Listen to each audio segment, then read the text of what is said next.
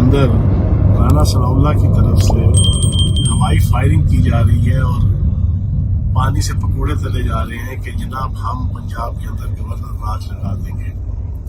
मैं अपने इस मुख्तसर से व्लॉग के अंदर पाकिस्तान की आवाम को आइन के आर्टिकल 112 की डिटेल आपके सामने रख देता हूँ, जिसके तहत गवर्नर असेंबली तोड़ने का मजाज है तो किस टर्म्स एंड कंडीशन पर, किन SOPs के जरिए से, किन TORs के जरिए से, किन प्री रिक्विजिट्स के जरिए से वो असेंबली तोड़ सकते हैं।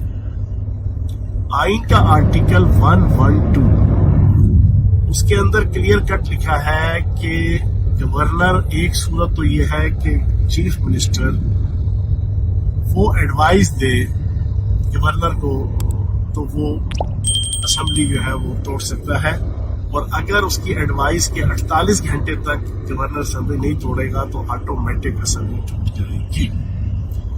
दूसरा, आइन के आर्टिकल 112 के अंदर लिखा है कि गवर्नर खुद भी असेंबली तोड़ सकता है, लेकिन दो सूरतों में। एक तो ये कि असेंबली के अंदर तहरीक अदम एतमाद कामयाब हुई एक वजीर आला के खिलाफ, और अब दोबारा किसी मेंबर को अक्सरियत हासिल नहीं है आइन और कानून के मुताबिक वजीर आला बनने की, और इस किस्म का क्राइसिस अगर असेंबली के अंदर आ गया है तो सदर मुमलिकत की कंसल्टेशन और अप्रूवल के साथ वो असेंबली तोड़ सकता है।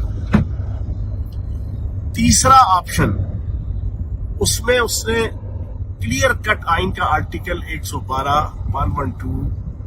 ये इलेबोरेट करता है कि तीसरा ऑप्शन गवर्नर असेंबली तोड़ सकता है सूबाई असेंबली, लेकिन सदर मुमलिकत की अप्रूवल से। कब?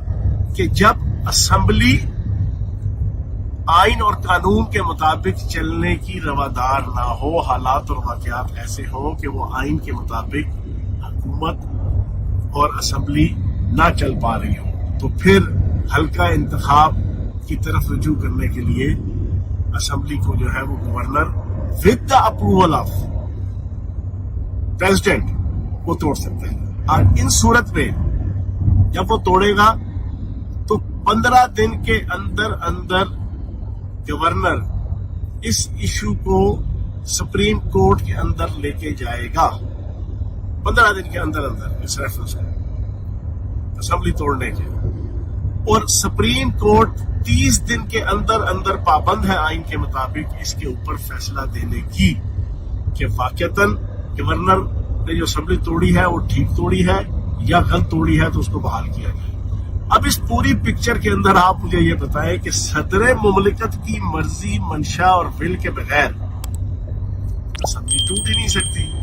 तो ये राना सनाउल्लाह मूंछों वाला बांदर जो है ना, ये आके रात से और आज दिन को जो ये हवाई फायरिंग और पानी से पकोड़े तलने लगा हुआ है, ये इनकी फ्रस्ट्रेशन की एक मैनिफेस्टेशन है।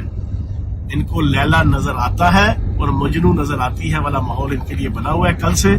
लेकिन बहरहाल इंशाल्लाह ना गवर्नर राज लगेगा, इमरान खान साहब की क़यादत में चौधरी परवेज लाई साहब गज वज के एज वजीर आला पंजाब की आवाम की खिदमत करेंगे। बहुत शुक्रिया। मैं इनको बताना चाहूँ क्यों शर्म होती है, कोई हया होती है। ये पढ़ के तो बहुत मारते हैं।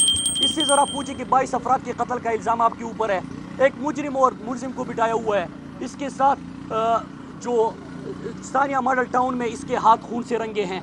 और पढ़ के तो मैं हमेशा से सुनता हूँ इनकी, कोई पाकिस्तानी कौम का अगर किसी ने इस वक्त सामना किया और मद्दे मुकाबिल आने की कोशिश की तो इनको अंदाज़ा ही नहीं हो रहा कि क्या हो रहा है। कल इन्होंने पूरा जोर लगाया लाहौर में लोग जमा करने के लिए, एक सर्कस भी लगाया, एक कॉमेडी थिएटर भी आप लोगों ने देखा, कोई नहीं आया। कल इमरान खान ने आज यौम तशक्कुर का ऐलान किया था, कल पूरी कौम निकल आई थी। आपने सियालकोट के, फैसलाबाद के, लाहौर के, पिशावर के, इस्लामाबाद के मनाजिर देखे हैं। ये बदला हुआ पाकिस्तान है। और शर्म होती तो 17 को जो इलेक्शन हुआ था उसमें तमाम हथकंडे, पुलिस, नजर आने वाली और नजर ना आने वाली तमाम ताकतें, इंतजामिया, हुकूमत, सबको इस्तेमाल करके भी इनको शिकस्त हो गई। कौम बहुत आगे निकल चुकी है। जिस तरह मैंने कहा, बयानियों, सियासत, धमकियों, ताकत, इन सब के इस्तेमाल से कौम बहुत आगे निकल गई है और तहकीक आज़ादी की तहरीक है। पूरी पाकिस्तानी कौम को सलाम पेश करता हूँ। पाकिस्तान जिंदाबाद।